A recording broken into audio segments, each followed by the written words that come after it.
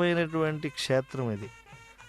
వైకుంఠం వా పరిత్యక్షే న భక్తాం త్యక్తుముత్సహే అని చెప్పి, వైకుంఠాన్నైనా లక్ష్మీ నేను విడిచిపెడతాను కానీ భక్తులు తండోపతండాలుగా వచ్చేటువంటి నా ప్రసాదాన్ని స్వీకరించేటువంటి వెంకటాచలాన్ని విడిచి వెళ్ళను అని వెంకటేశ్వర స్వామి స్వయంగా చెప్పారు.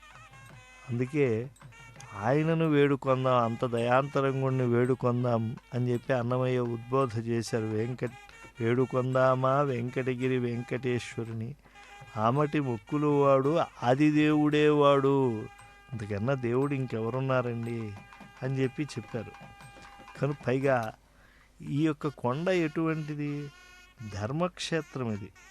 ఈ క్షేత్రం యొక్క పవిత్రత ఇతోధికం అవ్వాలని చెప్పి ధర్మదేవతే తన వృద్ధి కోసం తపస్సు చేసింది. అందుకే దీనికి వృషాద్రి, ధర్మదేవత తపస్సు చేసినటువంటి క్షేత్రం అని చెప్పి పేరు ఉన్నది. గిరావస్మిన్ తపస్తేపే ధర్మోపి స్వాభివృద్ధయే తస్మాదాహు వృషాద్రిం తం మునయః వేదపారగః. అంటే వరాహ పురాణం చెప్పేటువంటి సత్యం ఏంటంటే, అయ్యా మీకు ధర్మ చింతనలో, ధర్మ ఆచరణలో మీకు ఇతోధికమైనటువంటి ప్రత్యయం కలగాలి అని అంటే, సంకల్పం కలగాలి అని అంటే ఈ క్షేత్రానికి విచ్చేసి ఇక్కడ కైంకర్యం ఆచరించండి. అలాగే స్వామి ప్రసాదాన్ని స్వామి సందర్శనంతో పాటు స్వీకరించండి అని చెప్పి ఉద్బోధించారు. పైగా ఈ అచలం ఎంత గొప్పది.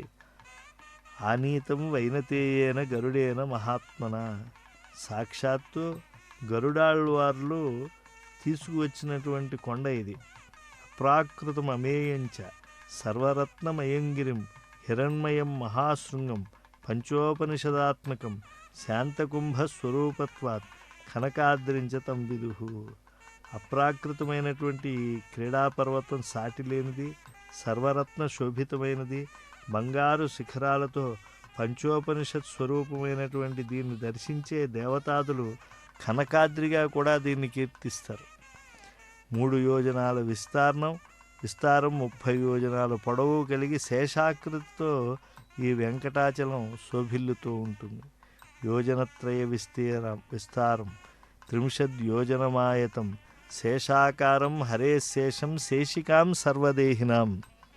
బ్రహ్మాండ పురాణం చెప్తోంది, శేషుడు తపస్సు చేసి శ్రీహరి నివాసం ఉండేటువంటి కొండపై ఉండి ఆయన ఇక్కడ అన్నోదకాలు భక్తులకు లోటు లేకుండా పర్యవేక్షిస్తూ ఉంటాడట. అందుకే ఆయనకి దాసులలో మేటిగా ఆయనకి పేరున్నది.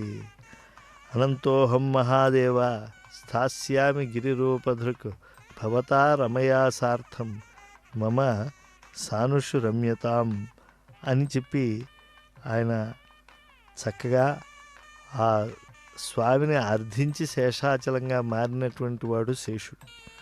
ఈ కొండకొన్న మరో పేరు సుమేరు శిఖరాచలం, అంటే బంగారు కాంతితో ప్రకాశిస్తూ ఉంటుంది. సత్వగుణ సంపన్నులకు ఇక్కడ ఆనందం లభిస్తూ ఉంటుంది. మేరుపుత్రం మహాపుణ్యం వెంకటాచల సంజ్ఞకం. మేరుపర్వత పుత్రుడైన ఈ గిరికి వెంకటాచలం అనేటువంటి పేరు కూడా ఉంది.